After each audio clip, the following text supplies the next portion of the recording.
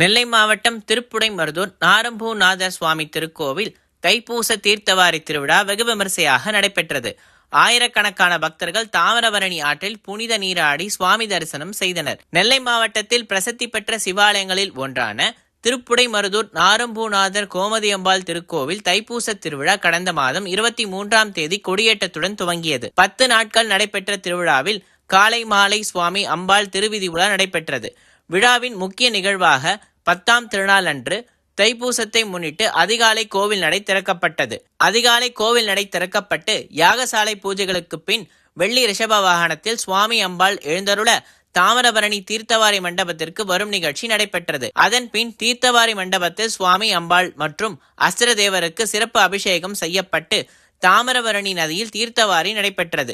இந்த விழாவில் ஆயிரக்கணக்கான பக்தர்கள் கலந்து கொண்டு தாமிரபரணி நதியில் புனித நீராடி சுவாமி தரிசனம் செய்தனர். மேலும் ஓய்வு பெற்ற முன்னாள் உயர்நீதிமன்ற நீதிபதியும் மாநில நுகர்வோர் குறை தீர்க்கும் ஆணைய தலைவருமான சுப்பையா உள்ளிட்ட முக்கிய பிரமுகர்களும் இந்த விழாவில் கலந்து கொண்டனர்.